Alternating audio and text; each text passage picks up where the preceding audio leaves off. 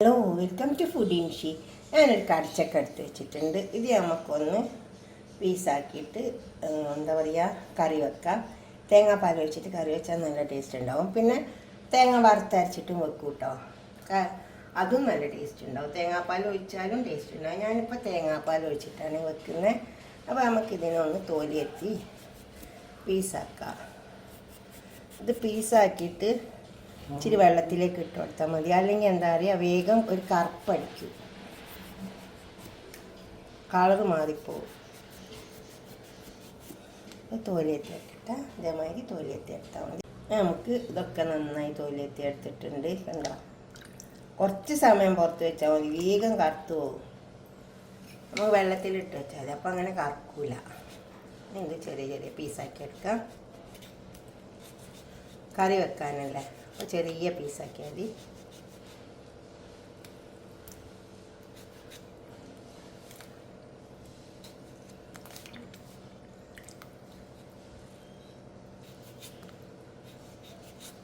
അതുപോലെ പീസാക്കി എടുക്കാം. പാത്രം അടുപ്പത്ത് വെച്ചിട്ട് കുറച്ച് വെളിച്ചെണ്ണ ഒഴിച്ച് കൊടുത്തിട്ടുണ്ട്. അതിലേക്ക് നമുക്ക് കുറച്ച് സവാള ഇട്ട് കൊടുക്കാം.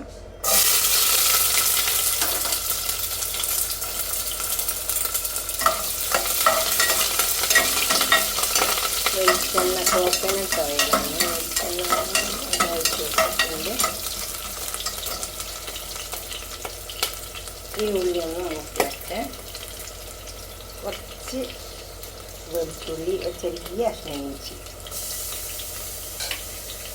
ഒരു 5-6 അല്ലി വെളുത്തുള്ളിയേ ഉള്ളൂ, ഒരു ചെറിയ കഷ്ണം ഇഞ്ചി.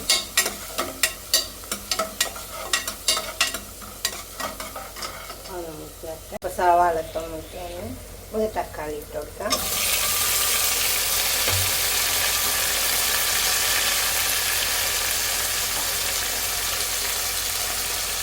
പച്ചമുളക്,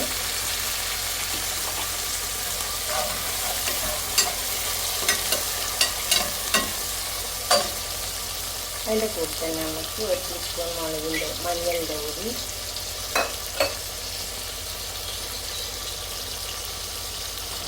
മല്ലിപ്പൊടി 1 ടീസ്പൂൺ ഇട്ടെടുത്താൽ മതി. പെരുംജീരകത്തിൻ്റെ പൊടി 1 ടീസ്പൂൺ, ഉപ്പ് ആവശ്യം പോലെ ഇട്ടെടുത്താൽ മതി.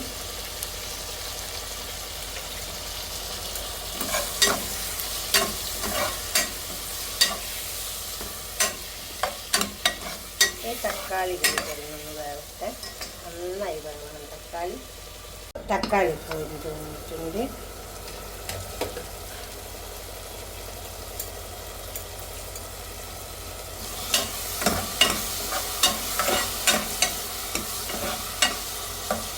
ഇതിലേക്ക് നമുക്ക് ഇതിട്ട് കൊടുക്കാം.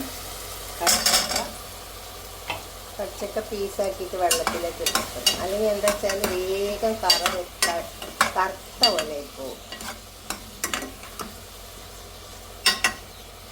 അങ്ങനെ നമുക്ക് തേങ്ങാപ്പാലിൻ്റെ സെക്കൻഡ് തേങ്ങാപ്പാൽ വേർപ്പിച്ചെടുക്കാം. രണ്ടാമത്തെ തേങ്ങാപ്പാൽ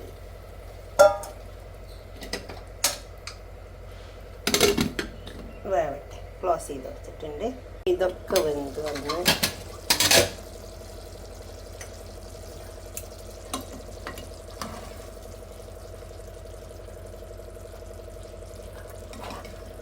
നന്നായി വെന്ത് വന്നിട്ടുണ്ട്. ഇനി ഇതിലേക്ക് നമുക്ക് ഫസ്റ്റ് തേങ്ങാപ്പാൽ ഒഴിച്ച് കൊടുക്കാം.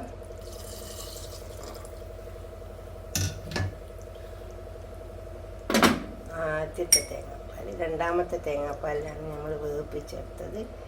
1/2 ടീസ്പൂണ് ഗരം മസാല പൗഡർ ഇട്ട് കൊടുക്കാം.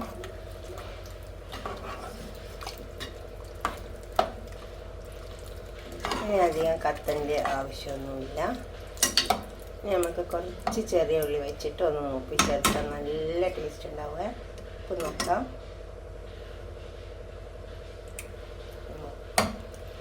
നല്ല ടേസ്റ്റ് ഉണ്ട് കേട്ടോ. ഇത് തേങ്ങ വറുത്തരച്ചിട്ട് വെക്കും കേട്ടോ, അതിനേക്കാളും ടേസ്റ്റ് ഇങ്ങനെ ഉണ്ട്. ഇനി ഇത് നമുക്ക് തൂമിക്കാം. അപ്പോൾ ഒരു പാൻ വെച്ചിട്ട് അതിൽ കുറച്ച് വെളിച്ചെണ്ണ ഒഴിച്ച് കൊടുത്തിട്ടുണ്ട്. ചെറിയ ഉള്ളി നമുക്ക് മൂപ്പിച്ച്, ഒരു മുളക്,